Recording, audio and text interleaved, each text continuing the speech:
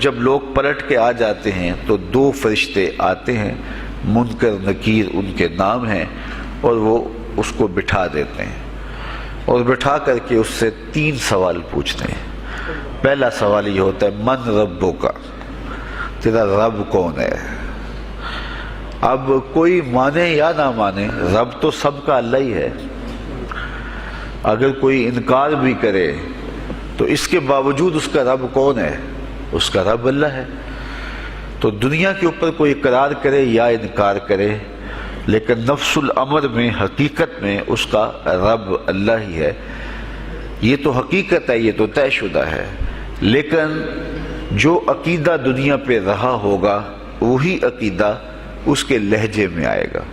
اگر اس نے عملاً، رویتاً، قولاً، فعلاً اپنے اللہ کو اپنا رب مانا، رب کہتے ہیں کسی چیز کی تربیت اس کی استعداد ذاتیہ کے مطابق کرنے والا رب کہلاتا ہے۔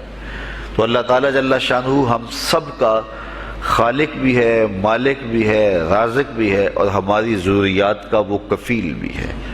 وہ ہمارا رب ہے، اور صرف ہمارا رب ہی نہیں ہے، رب العالمین ہے، پورے جہانوں کا رب ہے، پوری کائنات کا رب ہے۔ خالق بھی سب کا وہی ہے اور رب بھی سب کا وہی ہے۔ جو اسے مانتا ہے اسے بھی رزق دیتا ہے، جو نہیں مانتا تو اس کے لیے بھی رزق کے دروازے بند نہیں کرتا۔ حضرت ابراہیم علیہ السلام کی عادت یہ تھی کہ جب تک کوئی مہمان نہیں آ جاتا تھا اتنی دیر تک کھانا نہیں کھاتے تھے۔ بھوک لگتی تو کوئی مہمان ڈھونڈتے تاکہ اس کے ساتھ بیٹھ کے کھانا کھاؤ۔ کھانا جتنا بھی مرغن اور جتنا بھی جو ہے وہ پرتکلف کیوں نہ ہو، اگر مہمان کے ساتھ کھایا جائے گا تو اس کا قیامت کے دن کوئی حساب نہیں ہوگا۔ تو مہمان کے ساتھ وہ کھانا کھایا کرتے تھے۔ مہمان اللہ کی رحمت ہوتا ہے۔ اچھا، وہ ایک دن مہمان ڈھونڈنے نکلے تو ایک بوڑھا شخص ملا تو اسے اپنے ساتھ گھر میں لے آئے، بٹھایا دسترخوان پہ۔ جب کھانے کا وقت آیا تو کہا کہ اللہ کے نام سے شروع کرو۔ اس نے کہا میں تو اللہ کا نام نہیں لوں گا، میں تو بتوں کا پجاری ہوں، بتوں کو پوجنے والا ہوں۔ حضرت ابراہیم علیہ السلام نے کہا کہ تیرے ساتھ میرا تعلق کوئی کاروباری، کوئی ذاتی، کوئی اور تو ہے نہیں، میں رب کے لیے ہی تو تجھے کھلا رہا ہوں، اور اگر تو رب کا نام ہی نہیں لے گا تو پھر میرا تیرا رشتہ کیا باقی بچتا ہے؟ اس نے کہا میں چند لقموں کے لیے اپنے بتوں سے بے وفائی نہیں کر سکتا۔ وہ غالب نے کہا تھا نا کہ وفاداری بشرط استواری اصل ایمان ہے، مرے بت خانے میں تو کعبے میں گاڑو برہمن کو۔ اس نے اپنے انداز میں ایک بات کی تھی کہ وفاداری بڑی چیز ہوتی ہے، تو اس نے بتوں سے وفاداری کا بھرم رکھا۔ اس نے کہا کہ میں چند لقموں کے لیے جو ہے وہ تیرے رب کا نام لوں اور اپنے معبودان کا نام چھوڑ دوں، یہ نہیں ہو سکتا۔ آج تو لوگ چائے کی پیالی پہ دین بیچ رہے ہیں، کیا آج ممبر و محراب فروخت نہیں ہو رہے؟ لیکن اس بوڑھے شخص نے کہا کہ میں چند لقموں کے لیے، چند ٹکڑوں کے لیے میں اپنے بتوں سے بے وفائی نہیں کر سکتا۔ حضرت ابراہیم نے کہا تو اگر بتوں کے ساتھ اتنی محبت رکھتا ہے تو پھر میں بھی رب کے نام کے علاوہ تجھے دینے پہ آمادہ نہیں ہوں۔ وہ دسترخوان سے اٹھ کے چلا گیا۔ وہ چلا گیا تو جبریل امین حاضر خدمت ہوئے، رب کا سلام دیا، اے ابراہیم۔ رب سلام دیتا ہے اور فرماتا ہے تو نے آج میرا ایک بندہ ناراض کر دیا۔ یا اللہ، وہ تیرا بندہ تھا، اس کو تو تیرا نام لینا بھی گوارا نہیں تھا۔ کہا ابراہیم اس کی عمر کتنی ہوگی؟ یا اللہ 80 سال کے قریب ہوگی۔ کہا اتنا عرصہ ہو گیا میں اس کو رزق دے رہا ہوں، تو ایک دن نہیں کھلا سکا؟ اب ابراہیم علیہ السلام اس کو ڈھونڈنے نکلے ہیں۔ وہ کسی پہاڑ پہ چڑھ رہا تھا، دور سے آواز دی، او میاں آ جاؤ، کھانا ٹھنڈا ہو رہا ہے۔ اس نے کہا تم تو بڑے سخت تھے، لہجے میں، رویے میں تبدیلی کیسے آ گئی؟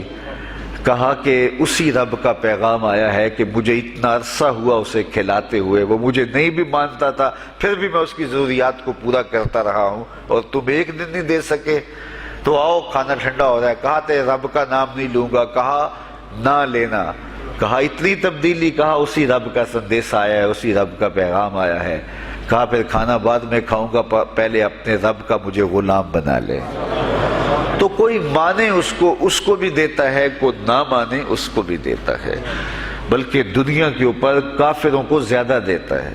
ایک روایت میں آتا ہے کہ اگر اہل ایمان کی دلجوئی کا لحاظ نہ ہو تو کافروں کے گھروں کی سیڑھیاں سونے اور چاندی کی ہوں، لیکن یہ کہیں گے ہمیں تو مار ہی دیا ہے۔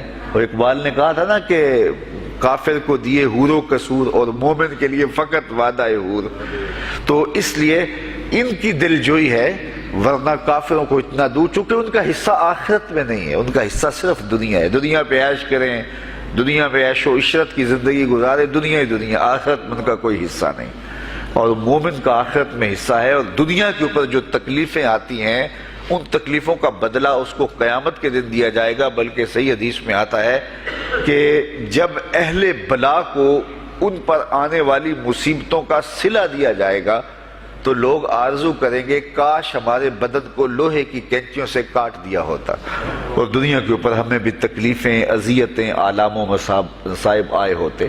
تو مومن جب اللہ کی طرف سے آنے والی کسی تکلیف کو خندہ پیشانی کے ساتھ قبول کرتا ہے اور اس پہ راضی رہتا ہے اور صبر کا دامن ہاتھ سے نہیں چھوڑتا، واویلا نہیں بچاتا، جزا فضا نہیں کرتا، تو اللہ تعالیٰ نے اس کے لیے اجر رکھا ہے۔ بلکہ رسول کریم نے ارشاد فرمایا مومن کے پاؤں میں جو کانٹا چبھے تو اللہ اس کا بھی مومن کو قیامت کے دن اجر عطا فرمائے گا۔ تو مومن کی زندگی جو ہے وہ بڑی خوبصورت زندگی ہے۔ تو دنیا کے اوپر جو اسے مانتا ہے اللہ اسے بھی عطا کرتا ہے، جو اس کا انکار کرتا ہے اللہ اسے بھی عطا کرتا ہے، اس لیے کہ اس کی شان ہے کہ وہ رب ہے اور وہ سب کا لحاظ کرتا ہے اور سب کی ضروریات کو پورا کرتا ہے۔ پھر ہر شخص کی ضروریات الگ الگ ہیں، میری ضرورت الگ ہے، آپ کی کوئی اور ضرورت ہوگی، اور سب کی ضرورت کا اس نے لحاظ رکھا ہوا ہے۔ پھر بہائم کی، چوپایوں کی، حشرات الارض کی، پرندوں کی مختلف ضروریات ہیں۔ اڑنے والوں پرندوں کی ضروریات الگ ہے، پانی کے جانوروں کی ضروریات الگ ہیں، اس طرح حشرات الارض کی ضروریات الگ ہیں اور درندوں کی ضروریات الگ ہیں۔ یہاں تو ہم ایک آدھ کلو گوشت ہو تو گھر کے سارے افراد اس سے گزارا کر لیتے ہیں، لیکن شیر کو اور چیتے کو جو ہے وہ منوں کے حساب سے روزانہ چاہیے، رب ان کو روزانہ فراہم کرتا ہے۔ یہ پنساری کے پاس جائیں، اگر آپ کو ڈاکٹر یا حکیم لکھ دے کہ یہ آپ کو خالص سچے موتی چاہیے، اس کی کوئی چیز آپ کو بنا کے دیں گے تو آپ ہزاروں لاکھوں روپے خرچ کرتے ہیں، پھر بھی بعض کا اعتماد نہیں ہوتا کہ یہ بالکل 1 نمبر ہیں یا 2 نمبر۔ تو رتی، ماشی اور تولوں کے اندر آپ ان کو خریدتے ہیں، اور وہ بھی آپ کو گمان ہوتا ہے کہ پتہ نہیں خالص ہیں یا ناخالص، لیکن دنیا کے اوپر لاکھوں کروڑوں پرندے پائے جاتے ہیں، جانور پائے جاتے ہیں، ہنس، اور وہ کھاتا ہی سچے موتی ہے۔ صبح کو بھی، شام کو بھی، دوپہر کو بھی اللہ سب کو پیٹ بھر کے کھانے کے لیے عطا فرماتا ہے۔ تو جس کی جو ضرورت ہے وہ رب ہے، اس ضرورت کو پورا کرتا ہے۔ تو ہم اگر اللہ تعالیٰ کو رب مان لیں حقیقی معنوں کے اندر تو ہماری زندگی کی پریشانیاں، ہماری زندگی کے دکھ مٹ جاتے ہیں۔ مصیبتیں اس وقت آتی ہیں اور اس وقت پریشانی لگی رہتی ہے، دھڑکا لگا رہتا ہے کہ جب انسان جو ہے وہ سمجھتا ہے کہ میں ہی جو ہے وہ کچھ کرنے والا ہوں۔ وَمَا مِن دَابَّةٍ فِي الْأَرْضِ إِلَّا عَلَى اللَّهِ رِزْقُهَا، زمین پر چلنے والی، رینگنے والی کوئی چیز نہیں جس کا رزق اللہ کے ذمہ کرم پہ نہ ہو۔ تو جب انسان اس عقیدے کو اپنی روح میں، اپنے باطن میں اتار لیتا ہے تو پھر اس کی زندگی سوکھی ہو جاتی ہے کہ وہ میرا خالق بھی ہے اور وہ میرا رب بھی ہے، اور یہ یقین انسان کی زندگی کے اندر اعتماد، روشنیاں اور توکل بھر دیتا ہے۔ بلکہ ایک حدیث میں آیا کہ جس طرح توکل کرنے کا حق ہے اگر وہ تم ادا کرو تو اللہ تمہیں ایسے رزق عطا فرمائے جس طرح پرندوں کو عطا فرماتا ہے۔ وہ جب صبح نکلتے ہیں تو ان کے پیٹ خالی ہوتے ہیں اور انہیں پتہ نہیں ہوتا کہ کہاں سے رزق مل رہا ہے، اور جب وہ شام کو آتے ہیں تو ان کا پیٹ بھرا ہوا ہوتا ہے۔ بند توکل، پنچھی اڑ دے، خرچ نہ پلے زیرا ہو، سلطان باہو فرماتے ہیں کہ انہیں کوئی نہیں پتا ہوتا کہ فلاں جگہ پہ جانا ہے، لیکن کبھی ایسا نہیں ہوا کہ وہ بھوک سے مر گئے ہوں اور انہیں کچھ ملا نہ ہو، تو وہ خالی پیٹ کبھی نہیں آتے، وہ اللہ تعالیٰ ان کو رزق نصیب فرماتا ہے، وہ سب کا رب ہے۔ تو اگر ہم اپنے رویے سے، اپنے عمل سے، اپنے عقیدے سے واقعی اللہ کو رب مانتے ہیں، تو پھر قبر میں جب سوال ہوگا من ربوں کا، تیرا رب کون ہے، تو پھر کبھی بھی جواب دیتے جھجک محسوس نہیں ہوگی۔ بندہ عرض کرے گا رب اللہ، میرا رب اللہ ہے اور میں اسی کو اپنا رب مانتا ہوں، میری ضروریات کی کفالت بھی اسی کے ذمہ کرم پہ، اور میرا تیقن، میرا یقین کہ وہ میرا رب ہے۔ یہ پہلا سوال ہوگا۔ دوسرا سوال قبر میں ہوگا، اور وہ یہ ہوگا کہ ما دینوں کا، تیرا دین کون سا ہے؟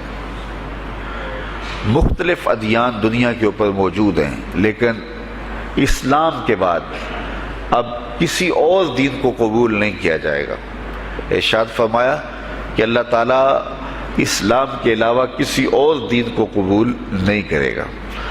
تو یہ اگر میں اپنے عمل سے، اپنے رویے سے، اپنے طرز زندگی سے، اپنے انداز معاشرت سے اسلام کو اپنے اوپر غالب کر لیا، تو پھر قبر میں جواب دیتے ہوئے کوئی جھجک محسوس نہیں ہوگی۔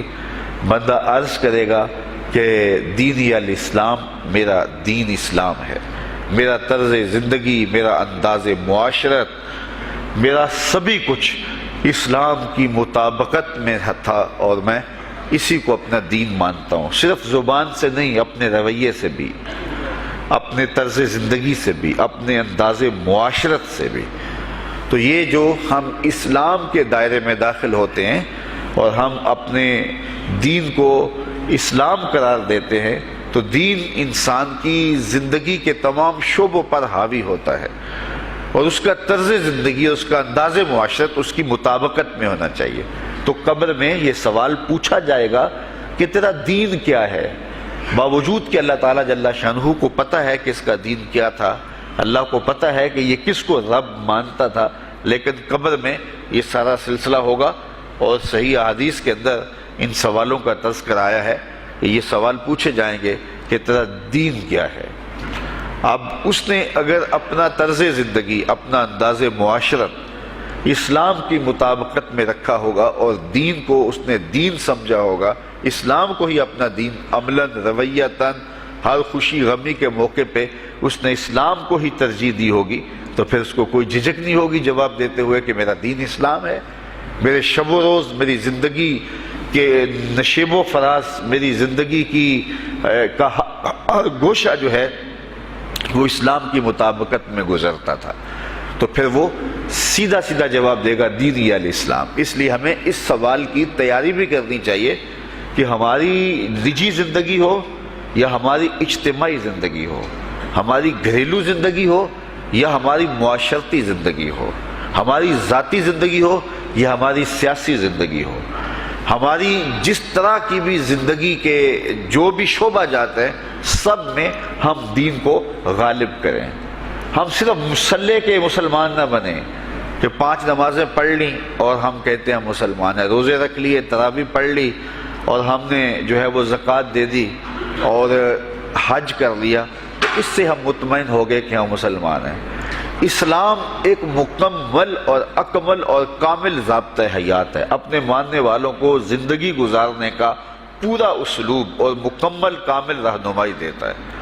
ہم نے ہمسایوں کے ساتھ سلوک کیسے کرنا ہے، یہ ہمیں اسلام بتاتا ہے۔ ہم نے بیوی کے ساتھ سلوک کیا کرنا ہے، یہ ہمیں اسلام بتاتا ہے۔ اولاد کی تربیت کیسے کرنی ہے، اسلام کی واضح تعلیمات ہیں۔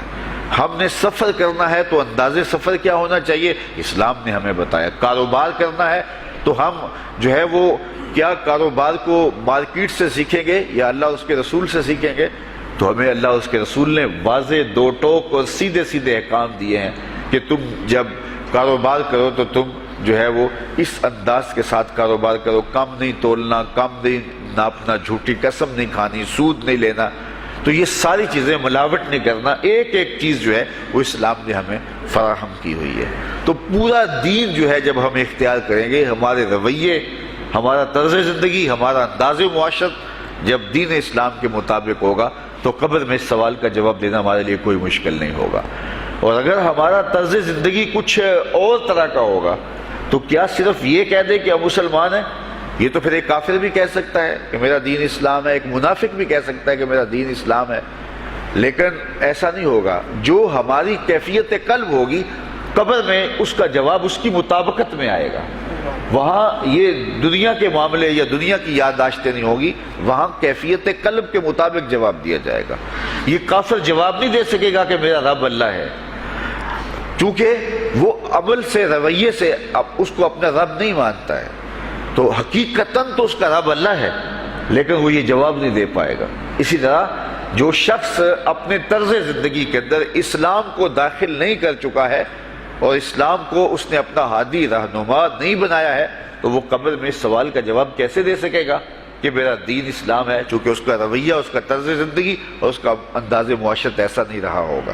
اس لیے ہمیں اپنی زندگی کے شب و روز کو اسلامی تعلیمات کے سانچے میں مکمل اور کامل طور پہ ڈھالنا ہوگا، تاکہ جب قبر میں سوال ہو تو ہم جواب دے سکیں کہ ہمارا دین اسلام ہے۔ تیسرا سوال جس پہ فیصلہ ہو جائے گا، اور اس کے بعد قبر میں یا جنت کا دروازہ کھول دیا جائے گا یا جہنم کی کھڑکی کھول دی جائے گی، وہ سوال تیسرا کیا ہوگا؟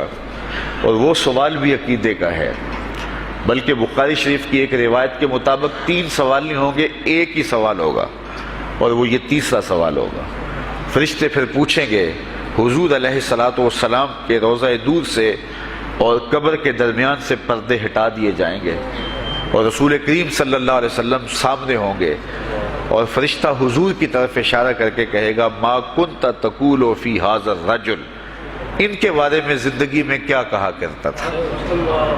یہاں یہ نہیں ہے کہ تو نے کیا کہا تھا یا اب کیا کہتا ہے۔ جب مضارع کے اوپر کانا یا جو ہے وہ کانا کے مشتقات داخل ہوں تو پھر وہ ماضی استمراری کا جو ہے وہ معنی دیتا ہے۔ تو ما کنت تقول کا معنی یہ ہے کہ تو کیا کہا کرتا تھا، تیرا لہجہ کیا تھا، تیری زبان کیا تھی، ان کے بارے میں تیری رائے کیا تھی، تو کیا بولا کرتا تھا، کیا کہا کرتا تھا۔ تو یہ حضور علیہ الصلوۃ والسلام سامنے ہوں گے اور یہ سوال پوچھا جائے گا۔ اب ابو جہل سے پوچھا جائے گا، ما کنت تقول فی ھذا الرجل، تو وہ کہے گا، ہے ہاتھ لا ادری، ہائے افسوس میں نہیں جانتا یہ ہیں کون۔ ابو لہب سے پوچھا جائے گا، وہ کہے گا، ہے ہاتھ لا ادری، ہائے افسوس میں نہیں جانتا یہ کون ہے۔ اچھا، جانتا نہیں تو پتھر کس کو مارتا تھا، جانتا نہیں تو گڑے کس کی راہوں میں کھدواتا تھا، جانتا نہیں تو اوجریاں کس کے اوپر ڈلوایا کرتا تھا۔